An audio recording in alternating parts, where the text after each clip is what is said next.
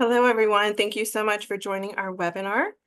We are going to kick off the presentation in just a couple of minutes. We're going to give everyone about 2 minutes to join, and if you want to go get another cup of coffee, you can definitely do that. We're about to start.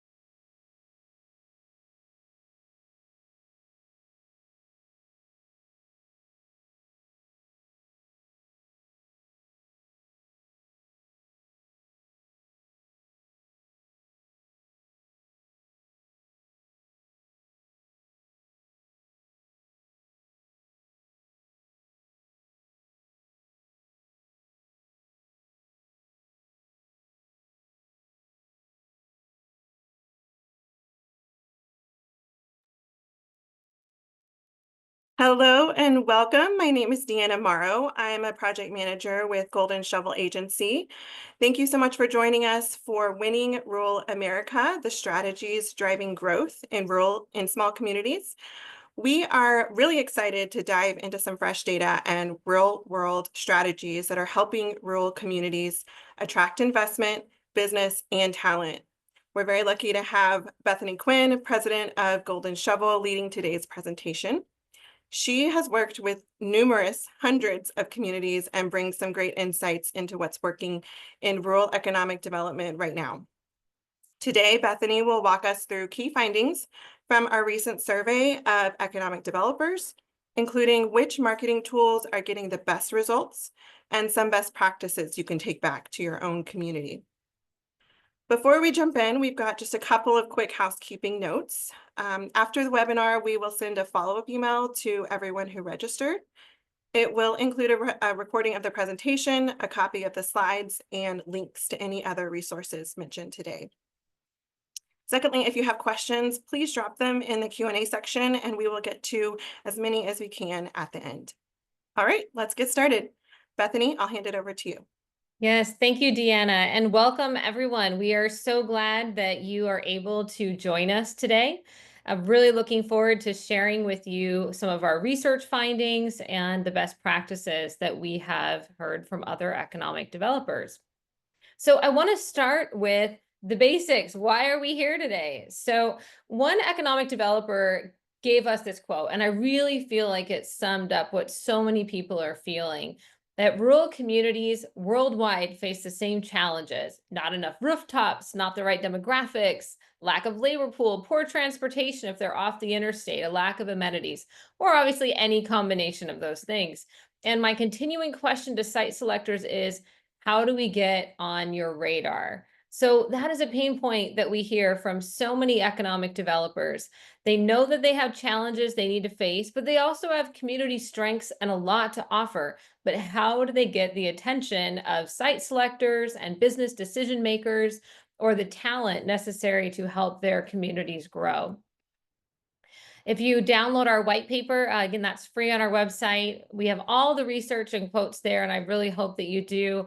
I wanted to pull out a few more just to showcase the diversity of the challenges that economic developers in smaller or rural communities are chatting with us about.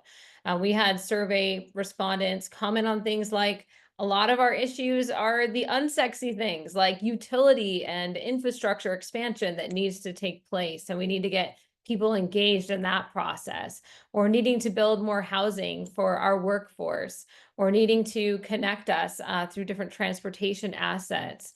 So it's interesting because economic developers and small communities really are the tip of the spear for addressing so many of these wide challenges.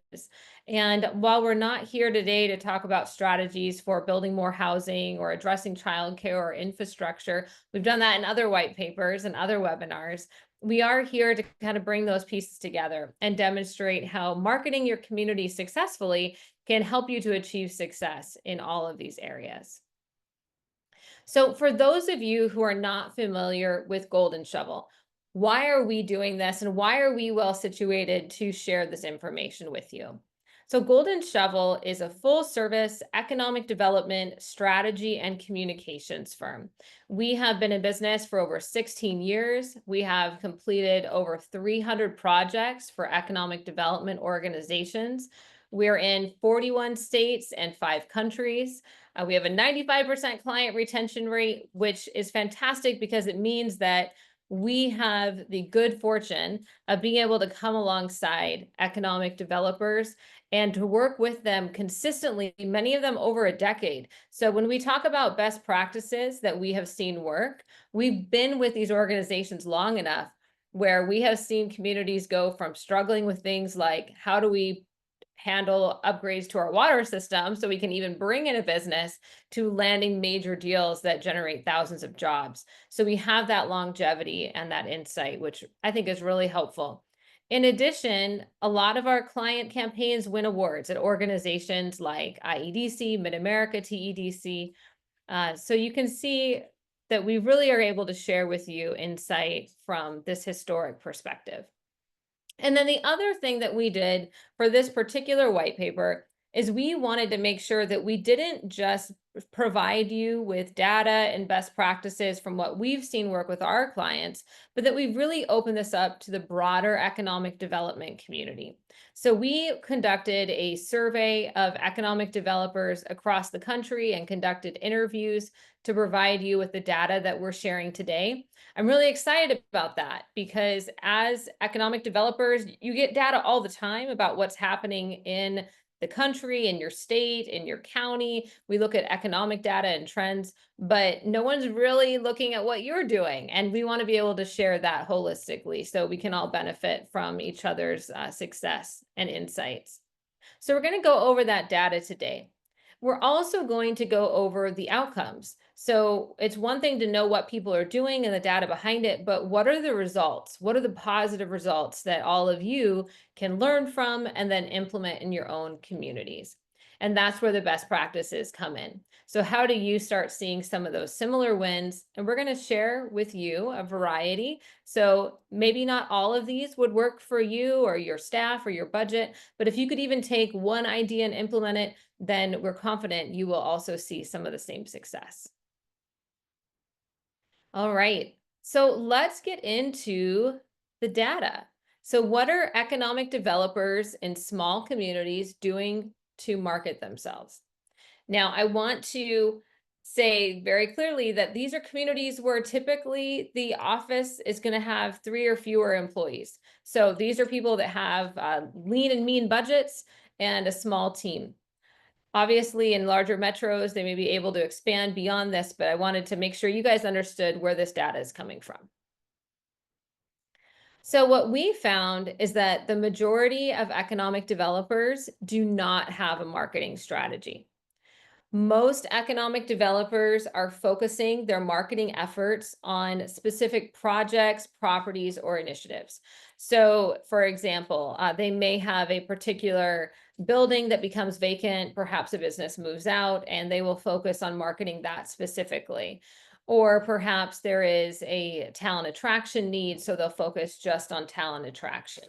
But they're typically shorter campaigns that are 6 months or less, and they're tied to a very specific effort, specific property or initiative. Economic developers are using a combination approach to how they market. They're typically starting with a dedicated website as a foundation, but they're pulling in other pieces that we'll discuss today.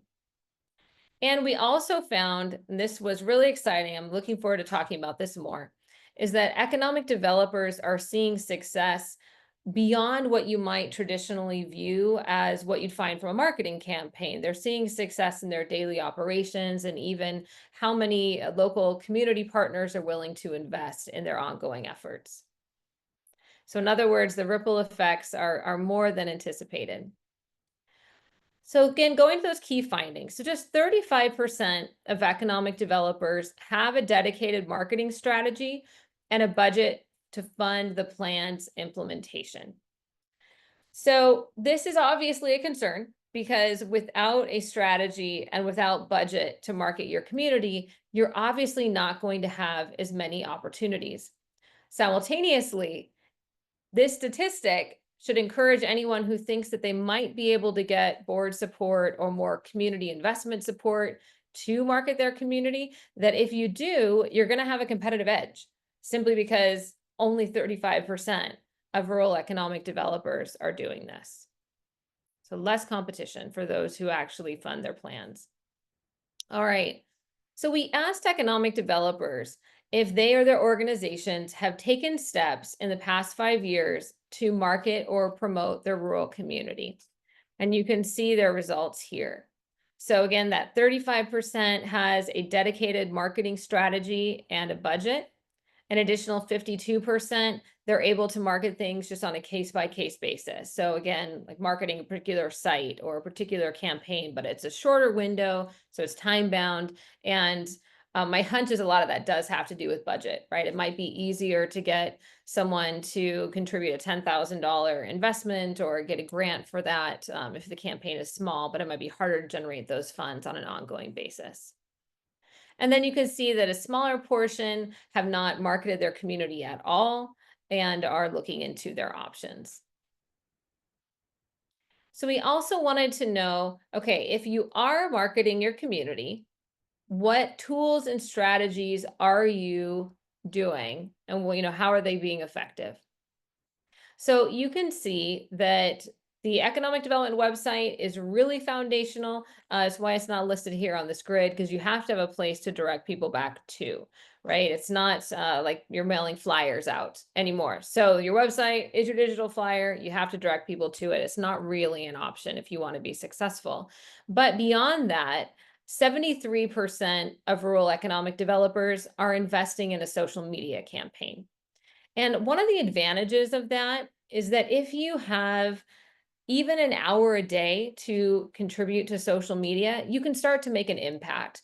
And so that's a really low cost opportunity to start spreading the word about your community. Obviously, if you can hire professional support like we provide to our clients, but if you don't have the budget for it, that's an easy way to start. And we do recommend, by the way, that if you're doing it yourself and you only have a limited amount of time, that you make sure you spend your social media efforts where your target audience is. So, for example, if you're trying to market to businesses, you need to be on LinkedIn. If you're trying to attract talent, you want to spend more time on Facebook and Instagram, sites like that. So, definitely keep that in mind. Where is your target audience when you go to do a social media strategy? Another 62% are hosting events.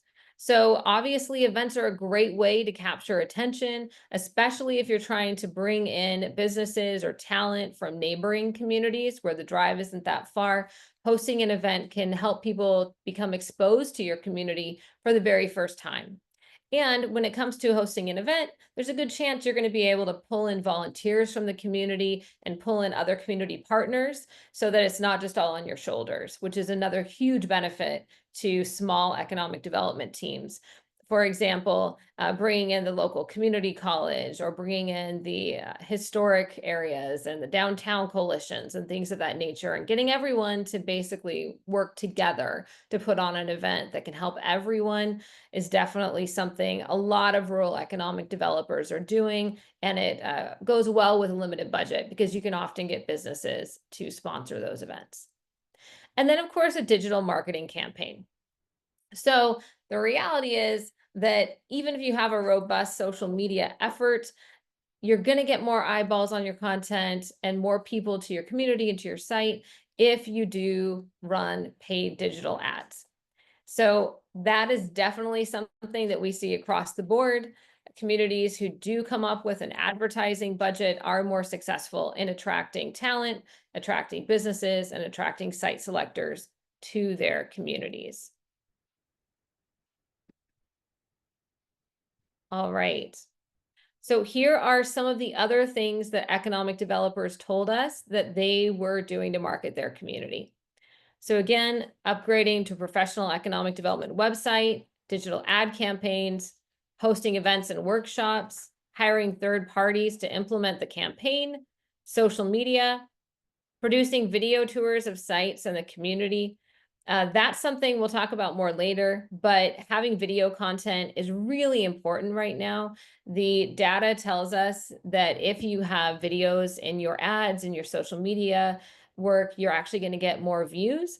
And that means that it's going to cost you less money per view than if you have other types of content that's being shared. So video is becoming more and more important. I think everyone knows with TikTok, right? There's so many users and there's a lot of controversy there, but at the same time, there's controversy because in part it was so popular. So people are really enjoying consuming video content, and I encourage that of any economic development organization. Attending trade shows and events can also be strategic, but let's face it, that can also be very expensive. So if you're going to spend money to attend a trade show, if you're going to have a booth, you want to make sure that all of your foundational marketing pieces are in place, because anyone who runs into you, they're going to then go look for you on social media. They're going to look for your website. They may try to view a video of any sites you have available. So it's one of those things that we recommend doing after you've laid the foundation. Otherwise, you could be opening the door, but then when they go to try to get more information, they're not going to find what they need. Developing a strategic marketing plan is important because it pulls all this together, and there are 35% of economic developers have done that. And then sending a monthly newsletter. That's definitely something we have seen become more popular in recent years. One of the benefits of that is you build your distribution list, and it allows you to stay in front of folks and keep them informed about what's happening in your community. We all know that it can take years for businesses to make a location decision. So staying in front of them with newsletter content is just a friendly and casual way to do that. Plus, it can be more automated, so it can help to save time when your staff is limited. You can send one email newsletter out and reach a lot of people versus that individual communication. All right, so let's look at the results. So one of the things that I am asked all the time, and I know our team is, how do we measure the success of our campaign? This is really important, especially when you have to report back to a board or to a group of investors. How do you measure if your campaign is successful? How do you know if your marketing is actually working? So we asked economic developers what they were doing and what they found to be the most successful in having those conversations. Obviously, it's good for all of you to know, so you can incorporate that when reporting to your own boards. So people are measuring success in multiple ways. Obviously, the best one is, hey, we were able to attract a new business, or we got new business inquiries. Another is employment rates, website traffic, and increased investment into the actual organization. So here you can see what percentage of economic developers are tracking this type of success when it comes to their campaign. Got to take a water break, guys.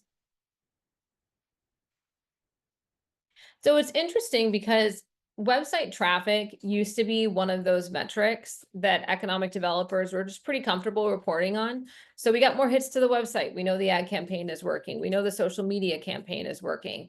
But what we've found is that that's really not enough anymore to report on that alone. Is that investors, that boards are really looking at, okay, that's great, you got them to your site, but then what's happening? Are we actually seeing an impact in our community? And that's where the new business inquiries or employment rates come in. And it's not just making sure that people have jobs that are in your community, but it's also maybe looking at the number of jobs that are still open in your community. Because if you've brought in more talent from outside the area, then the number of openings should go down as long as businesses are functioning on that same level. And that's what a lot of local investors are caring about, because businesses need to hire that talent to continue to produce and grow. And then the other side of that, of course, is economic developers are tracking how much interest they have in supporting their efforts and their organization. A lot of marketing campaigns are coming down to that right now too, having to be able to demonstrate this is who we are, this is what we're doing, this is the impact we're making on the community. And when you're able to proactively communicate that, you are going to get more support from your community members, which very often translates into higher membership numbers or more investment made into your organization. All right. So the good news is that overall, economic developers who are marketing their communities say that they are seeing real results. So that's fantastic. And I definitely want to applaud everyone who is on this webinar, everyone who participated in our survey, because we know how hard it is to be a small team and to market your community and to also then manage what happens on the other side, right? To give tours to businesses who are interested, to have conversations with talent, to keep your investors engaged, to communicate with your partners and bring everyone together. You guys have a lot on your shoulders at all times. We recognize it, we see you, and for everyone who's here marketing their community in even a small way, congratulations and keep up the good work. Because even if you're not seeing results immediately, based on our survey findings, you are going to see results. Your efforts will pay off. It might just take a little bit of time. And some of the things that people are seeing as a success are obviously enhancing their digital presence. That kind of goes without saying, because if you're doing these activities, you are going to have a bigger presence online and you will have the opportunity to be found by more people and more business leaders. Helping businesses expand is another benefit of marketing campaigns that people don't always talk about. I think sometimes there's the assumption that we're in the community, they're in the community, they should know what we do, they should know how we can help them. But our team interviews business leaders all the time, and it's more common than not that there is a lack of knowledge about all of the many ways that economic development organizations and their partners can help local businesses to succeed and solve their challenges. So very often a benefit of these campaigns is creating that awareness outside of the BR&E visits, because ultimately there's only so many visits you can complete in a year. So reaching your local community through marketing efforts can help as well. Creating startups. That goes along with those same things in regards to what resources can you offer and bring to the table and making sure local entrepreneurs know about them. Revitalizing the downtown, that's another benefit economic developers are seeing, and attracting new businesses and people to the community. We had one respondent, for example, very excited talking about how their marketing efforts lead to more people moving in addition to securing grants for community improvement and downtown revitalization. That's huge. That is a huge multi-pronged win, attracting people and getting funds to improve the community and revitalize the downtown. So again, if people don't know what you're doing, whether that's your local investors, stakeholders, business leaders, or the state or the county, or people outside your area, if they don't know what you're doing, if they don't know about you, you're really limiting your opportunities for growth. So here are, again, some statistics as far as the results that people have seen. And a lot of people saw obviously multiple results, as I just demonstrated by that quote. But this is exciting. It's exciting to see these results coming out of small communities. I mean, 47% attracted a new business through their marketing efforts. That's huge. And we actually, if you look at our white paper, it's really cool because we list out hundreds of wins that people have experienced just in the last year. And again, these are not large metros. And if they can do it, all of you can do it too. Just takes time, it takes effort, but it's really great to see that. And we want to encourage you. So if you haven't downloaded the white paper, please do. These are just literally a snapshot of the successes people have said they've had in the last year with attracting business and expansion. And it ranges from attracting really big name companies like the Boring Company to helping local business expand, creating 200 jobs and $200 million investment, to apartment complex being built by outside investors, to senior living, to making better use of the value-added ag opportunities, to developing new distribution districts, to recruiting retailers. to bringing McDermott Aviation to the South Alabama Regional Airport. I mean, these are really diverse wins and just a small snapshot of what you'll see. On the workforce side, we have lots of examples in the white paper that talk about communities who are attracting talent to rural America. Right here, we have West Virginia listed. We have Montgomery County, Kansas. Um, I know that the Make My Move program, one of those is from the Jacksonville area of Illinois. So you're talking really all over the country. These examples are really effective. Workforce wins also include ways to help engage the youth, people who are already there, right? How do we keep our high school students in our communities upon graduation so they can build their life there and we can have that generational success? One of the examples that we cover is in Kentucky, they're using VR. We have a whole VR department to help expose students to local manufacturing companies so they can take a tour through the goggles, which is really fun. There's a whole lot of those workforce wins that are explored. Also, we talked about people who are, again, increasing their investment, raising millions through multi-year campaigns. That really helps your marketing efforts if you're able to get investors on board and raise that capital. Greater Springfield Partnership is one of our clients and a huge success story. And they just completed another campaign with Convergent where I believe they raised even $2 million more plus than they had the time before. So it's just really interesting to see how economic developers are using their marketing efforts to get everyone on board. Also, we want to give a shout out to organizations who have won awards. That can be really helpful in demonstrating to your community that your efforts are being successful. So I think you kind of picked up on this, but when I say marketing, I'm talking about marketing internally and externally. Marketing to your internal stakeholders can sometimes be just as important because they need to support your work so you can keep doing it. And we have found that when you do win an award for your community, a lot of times that can get people excited and just demonstrate really the good work that you're doing by giving that endorsement. So you read the white paper, you'll see a lot of different awards that our survey respondents have won. And these are awards that you should maybe apply for next year. Okay, so that is the data. And again, you get into more specifics in the white paper itself, but that's just an overview. And again, the takeaway is that it works. The marketing community works and it just takes time. So let's talk about the best practices. So what do people do to actually market their community and what are those end results? So the first thing that we want to talk about is the importance of developing a marketing strategy. So if you don't have a roadmap to guide your marketing efforts, there's going to be some potential hiccups, right? One is a lack of consistency. This is especially true if you have multiple people working on marketing or if there's turnover in your department. How do you make sure the message stays the same from year 1 to year 4? Because if it's not, it's going to be really hard for people to remember what your community is all about. So that consistency is important. Also, what do you do? What do you do on a daily basis? If you're turning your computer on Monday morning, what do you do to market your community that week? If you don't have a strategy, you don't have that roadmap, it can be difficult to get going and it can be difficult to have that long-term result.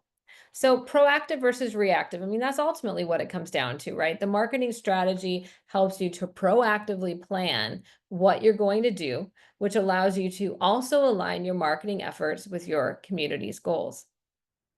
That's something that is so critically important.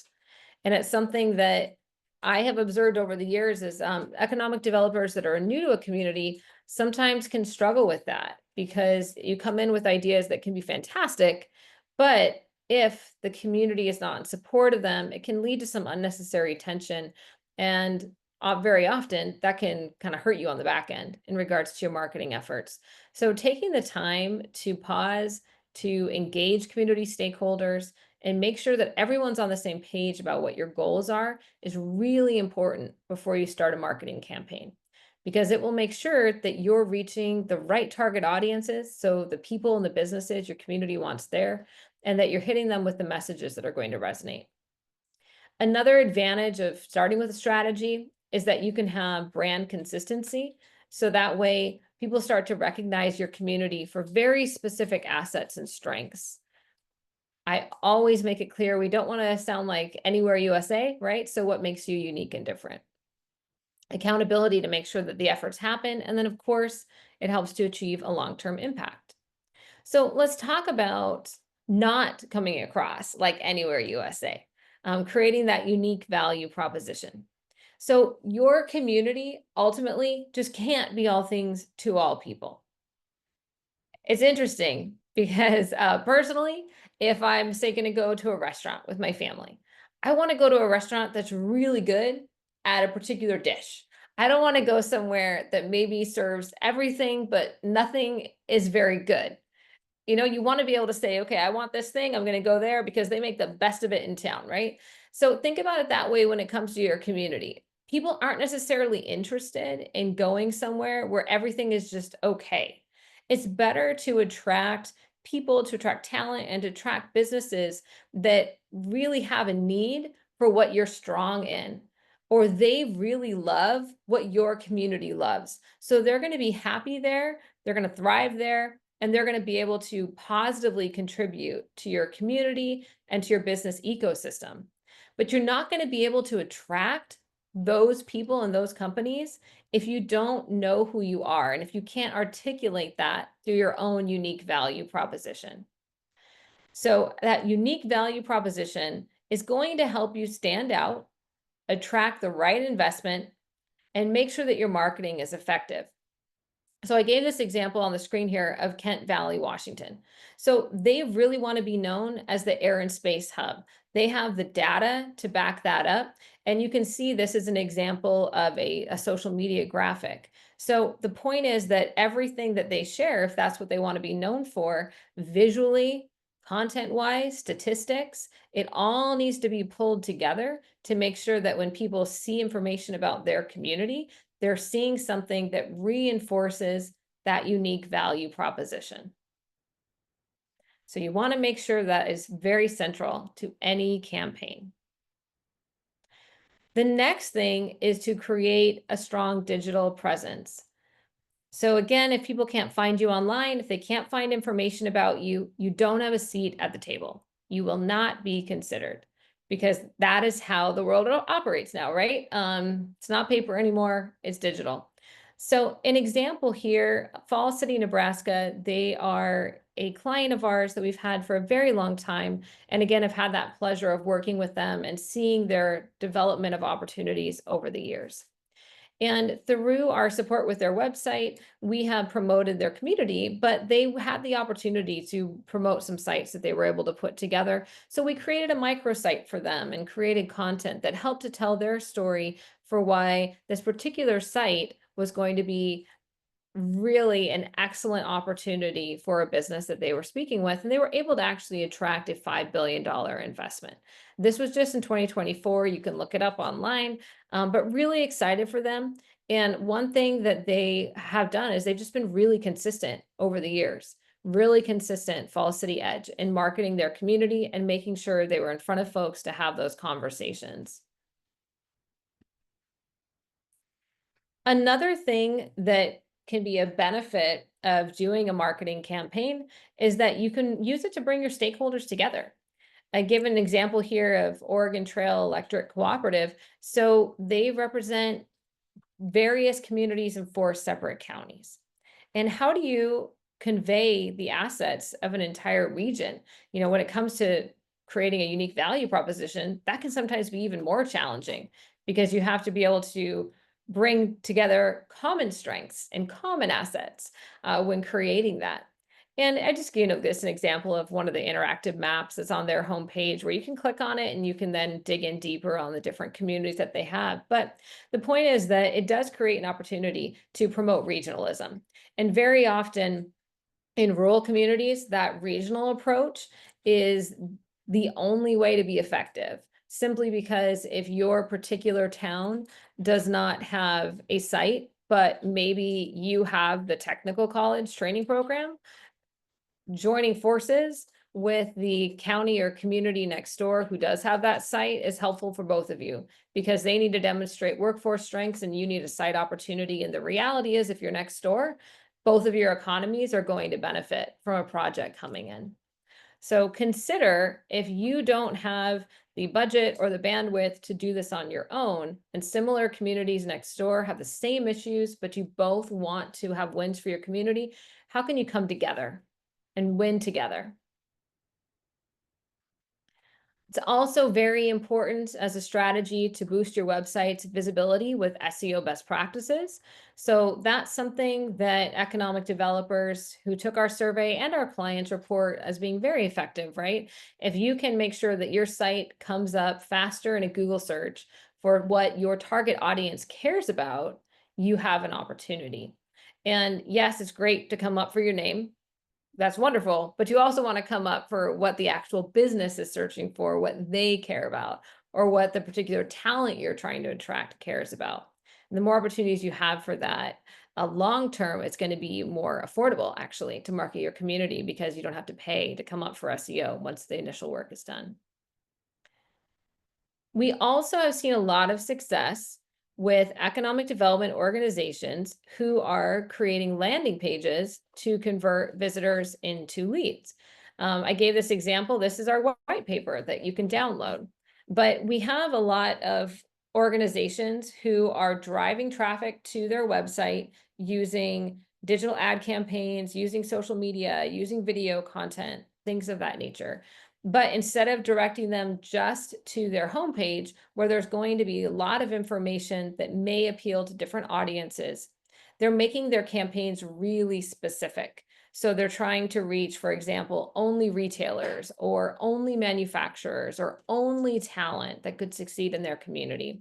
And then once they're on a landing page, that page has visual and written content that appeals to the needs of those target audiences.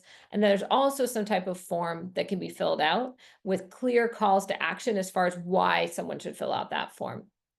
The benefit of doing that is that you can start seeing who's coming to your website and you can actually proactively communicate with them because you have their information rather than just waiting for them to call you. So you get more control through that process.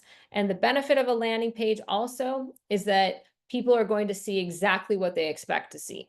So if they were to click on an ad for hotel site opportunities and your landing page is strictly talking about hotel site opportunities, they're going to be more likely to stay on the page versus bounce because they didn't see immediately what they thought they were going to see. So that's a good strategy to implement. Another strategy that gives you control, a little bit more control anyway, is to install a third-party tool. We use Lead Forensics. There's other ones out there as well that are the reverse IP trackers. So it actually provides a report on who's visited your website. This can be really useful in conjunction with business attraction campaigns. It is not effective with talent attraction. But if you're trying to attract a manufacturing company, for example, and you're running very specific ads targeting types of manufacturers, and then you get a report that shows which companies have visited your website, then it gives you enough information that you can actually call into them yourself and say, hey, I saw you were on my website. You obviously clicked through this ad. We'd love to have a conversation with you. So that's a great way to maximize your lead generation opportunities. I started mentioning this earlier in regards to the landing page, but creating that 360 social media and digital ad campaign is really effective. So in other words, what are all of the platforms that my target audience is using? How do I provide them with information on each of those platforms through organic and through paid ads? How do I get in front of them every single place that they are? Once I'm in front of them, how do I direct them back to my website? Once there, how do I capture their information? So that's what we're talking about. In Montgomery County, Kansas, they have a great campaign that's been very successful for them that has used this approach. So they're driving talent to their website where they're sharing information. We built a form on the site for them. So now they have control and they can reach back out to people.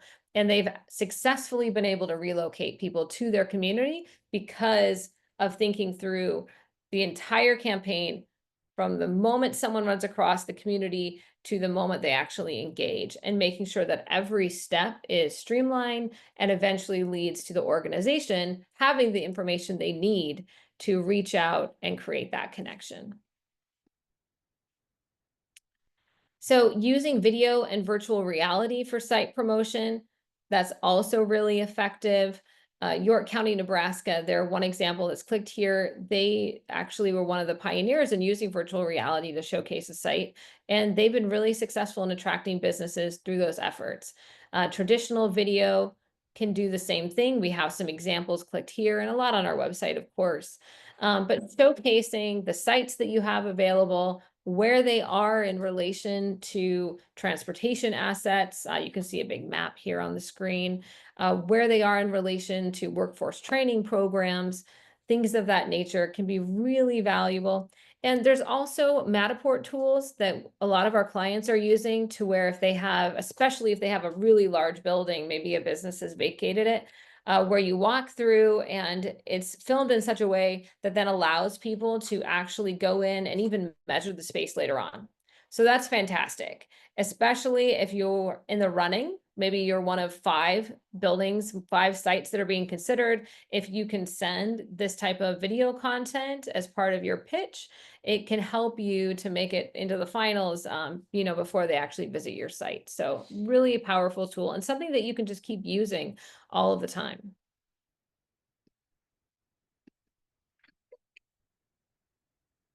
All right.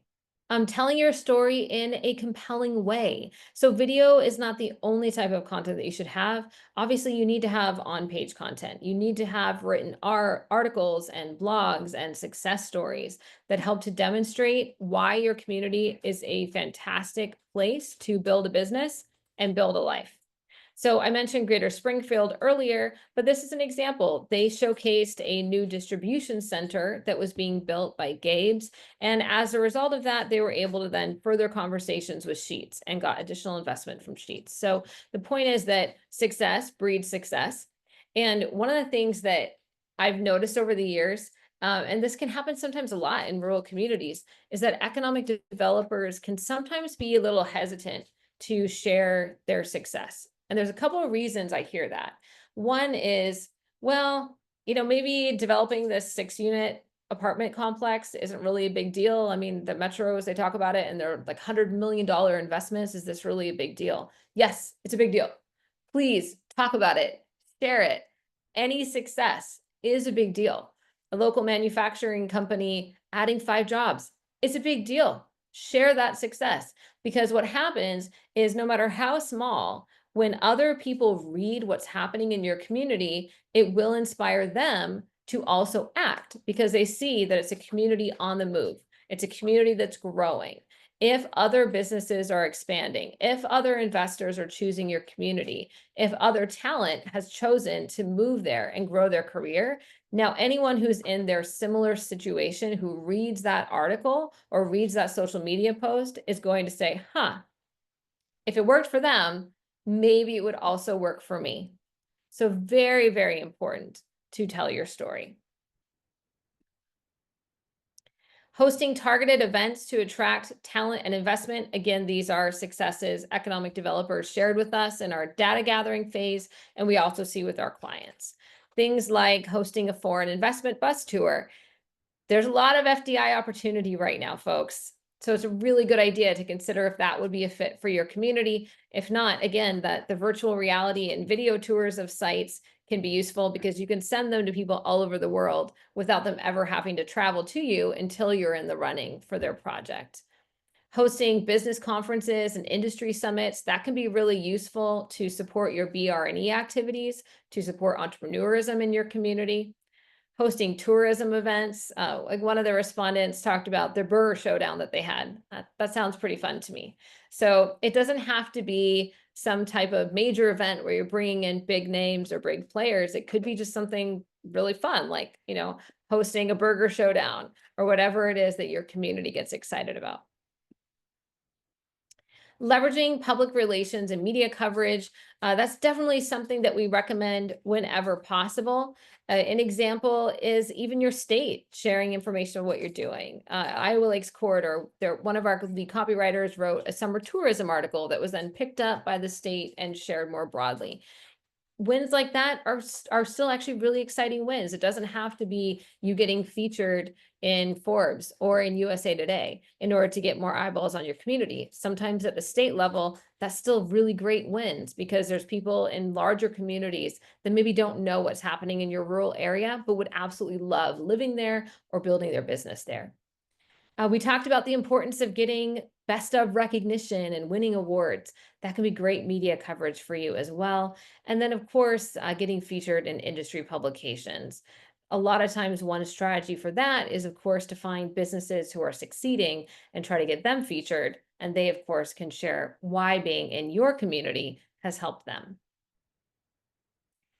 Educating the community through social media is also a really important idea because if the community doesn't know what you're doing and how you're helping them, you're going to have a harder time finding support and the investment you need to do your good work. So we have been running Eco Devo 101 campaigns where we take really complex information about economic development and we simplify it for folks. Because ultimately, most people, when you say economic development, deer in the headlights. They don't know what you're talking about. And it's just not something that, we teach people. So it's up to us to make these concepts relatable. And so that's where the Eco Devo 101 campaign can help. And then, of course, make sure to continue measuring your success and wins. Make sure any marketing campaign that you run, you have data that you can show. What did I do? How was I successful? And that data should happen along the way. You should be able to gather that information every single month or at least quarterly. And then on a longer term basis, of course, you want to measure things like business growth locally or attraction or talent recruitment, what's come in. But at least on a monthly basis, you should be able to measure your actual outcomes from the ads that you're running, your social media efforts, for example. So those are some of the best practices. I've taken us all the way to 1247, and I know that there are some questions. If you download the white paper, again, totally free, you'll be able to get even more information and best practices. And then the other thing that I want to leave you with today is that Golden Shovel was founded to support rural America. The partners who formed our company did so because they saw that major metropolitan areas just had flat out had the edge. And that if you were in a small community, you were very often operating as an economic developer alone, without a lot of tools, without a lot of resources, and without marketing support, without strategy support, because it was very often just outside of your budget and price range. So that's really the foundation of who we are. Everyone who works here cares about you and about your community's success. And so through free white papers and through our Impact Local product, which was designed for rural economic developers, we are ready to assist you. So whatever you need, even if it's a question, just reach out. We're happy to chat with you and talk about your particular challenge and help you to solve whatever we can. Deanna, I'll hand it back to you. Okay, great, Bethany. We did have a question come in about the VR industry tours that were mentioned for students. The question is, could you elaborate where in Kentucky this is occurring? We would like to know more. Yeah. So Shelby County, Kentucky, they hired us to create these virtual reality tours. We can't share them with you because they were supported by their local manufacturing companies who wanted to keep their sites private, which of course is really important. It makes sense, right? They want to keep what's happening in their organizations within their community. But what was really great is that they're actually taking these VR goggles to schools. They're taking them to career fairs, and students are lining up to try them on. So I mean, we've all been there, right? You have your booth, you have your flyers, and you want kids to know what opportunities are in your community, but they just walk on by because that's just not exciting. You can maybe lure them with some candy, but when they're there, they get your candy, they might not just grab that flyer, right? That's what makes virtual reality so effective, is that it's a tool and a platform they actually want to use, they want to try it on. And so it's exciting and a far more effective way to reach the youth. And the cool thing too is that you can take them into places that they couldn't go because of security or customer privacy or patient privacy. The healthcare industry, for example, we're also having a lot of clients use it for that purpose, where we're going into hospitals or clinical settings, and of course it's actors, not real patients in the beds, but people can actually see what it's like and experience what it's like to use pieces of healthcare equipment and to actually walk around the hospital or the clinic. Same thing with manufacturing, same thing with welding, with industrial spray painting. We've done these. You can actually see them on our website. There's one that we produced for helicopter rescue, which is super cool because you can actually see what it's like to be a paramedic jumping in this helicopter and going and saving someone's life. And that's nothing that a company or organization could invite a student to participate in because it's just not safe, right? So they don't know these jobs exist. So VR poses some really cool opportunities to showcase community major businesses. That's great. Thank you, Bethany. I had another question come in. It says, where is the white paper that we can download? Yeah, so if you go to goldenshovelagency.com, our resource learning library, you will have access to all of our white papers. Also, if you have a phone on you, you can just pull it out and take a picture of the QR code on your screen. It'll take you right there. Thanks, Bethany. All right, just a couple more. I know we have a few more minutes. How can smaller rural communities with limited budgets effectively develop and implement a marketing strategy when we're competing with larger regions? Yeah, so that's ultimately the question everyone has, right? Is how do we compete? And it really comes down to developing that unique value proposition as a start. So, what do you have to offer that is very specific and very advantageous to who you want to attract? Because you will not be able to compete with a major metro for every deal. That's not going to happen, but you are going to be very competitive for deals if it's something that you shine in, something that you're really, really strong in. So when we come into communities and develop marketing strategies, because that's something our firm does, we will spend a lot of time helping to refine your target audiences and your strengths and doing what we call building a bridge between the two, because that has to be the foundation of your campaign to make sure you can have those wins. Perfect. Okay, we have another question about the VR tour. What was their goal with the VR tour? Is that keeping children in their hometowns or encouraging higher education? Yeah, so it was keeping kids local. So most of the tours, there was still a training component that was required. So for example, if you were to go work for one of these advanced manufacturing companies, you probably needed to go to their technical college to gain those skills. But the point is knowing that they don't have to leave to be successful and to have a good career. And a lot of these virtual reality tours that we've done, the goal for the company is not just to recruit entry-level people, but also to recruit people who maybe do leave to get their degrees in things like human resources or accounting so that they can come back after they've gotten their degree and realize that there's opportunity in the office side as well, not just the physical manufacturing side. And again, healthcare, that's really popular in healthcare right now, and most healthcare jobs do require some formalized education. So it's not just trying to get people from high school directly into the field, although that is a benefit. But it's, hey, if you do leave for training, come back home when you're done. We have good jobs here. You don't have to stay in a major metro. You can come back and live by mom and dad. So when you're ready to settle down and have your family, then grandma and grandpa are right there. So it's really been effective in trying to help with these boomerang campaigns as well. People who have already moved away and could potentially come back home because they can also do these tours just from home. That's great. Yeah, I know, speaking with some of our clients, Bethany, and doing interviews in the communities, I've heard time and time again that young professionals that maybe are starting a family want to go back home, Mhm. and they don't know that all these job opportunities exist. So For it's sure. really key to be able to share that. One more question. Okay, it says, I'm new in my role and I feel like my organization is really far behind. Mm. We just started posting on LinkedIn, but I'm worried that's not enough. Do you have any recommendations on how we can incorporate AI? And should we be incorporating it? Yeah.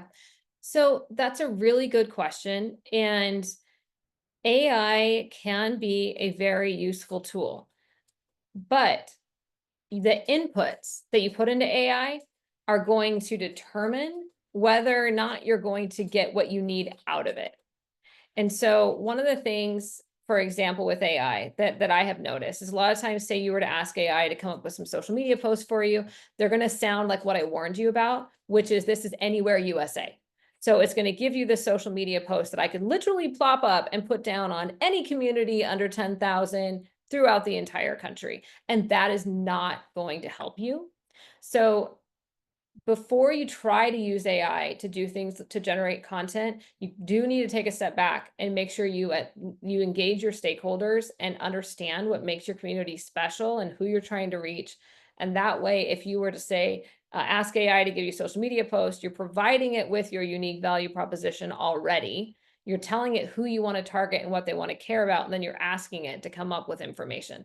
So that way, it isn't just generic. But if you have that, then you could use ChatGPT to help you come up with some social media content, for example. That's great. Thanks, Bethany. Okay, do you mind if we ask one more question? Yeah, go ahead. Okay, so actually, we have a couple here that I just saw. They're popping in here. These marketing strategies are great. How would you suggest implementing with a small team when time and resources are limited? Is there a best practice that you recommend for implementation? Yeah. And that is ultimately one of the biggest challenges that small economic development offices have, is that your staff is so limited. So that, just to be frank, that's why a lot of economic development organizations hire our firm, because we're far more affordable than hiring another staff member, and we handle all of the communication. So that can be huge and save you significant amounts of money. If you don't have any budget at all and you have to handle everything internally, then what you need to do is you need to start by, again, going back to engaging your stakeholders. What are you about? What makes you unique? And then you need to have someone in your office go through every piece of marketing material that you already have. So your social media account, your website, your brochures, anything that you're already doing, and make sure the message is the same across the board. That is very important, step one. And if that's all that you guys do in 2025, start with that. Because if you don't have consistency across everything, again, no one will remember you, because they're going to run into something on week one that looks totally different than in week 5. And so the message won't be sticky. Once you've done that, it's really important that you create content to go on your website, and that you can also promote on social media at least once a month. So you could start by having a staff member, when you're going out to your BR&E visits, if you're doing that, have someone ask a set of 4 to 5 questions of every business that you speak with, and make sure that one of those questions is, what is it about our community that's helped you to be successful? If you're to get that information every time you go visit, and then what you can do is you can have the staff member create, it could be like a blog article, and if you're not very comfortable writing, you could even do it in Q&A format, so that way you don't have to worry about creating the narrative, just have your question and have their answer. And then what you can do is you can publish it on your website, and you can create a social media post for every question and answer, and you can share it that way and redirect back to your website. At the very minimum, that's something that most organizations probably could implement. It would take you, my guess is probably 5 hours a month to do that. Dan, don't you think that sounds about right? 5 I hours? think so. Yeah, once you get into the routine, it might feel a little bit longer at first. But Mhm. again, if you do have budget, we're happy to help, and we're so much less money than hiring a staff member. That's great. Thank you, Bethany, so much. We are at time, so I want to thank everyone who joined us today. Thank you to Bethany for sharing these actionable insights, and we hope to see you all again soon. And please reach out if you need help. Let us know.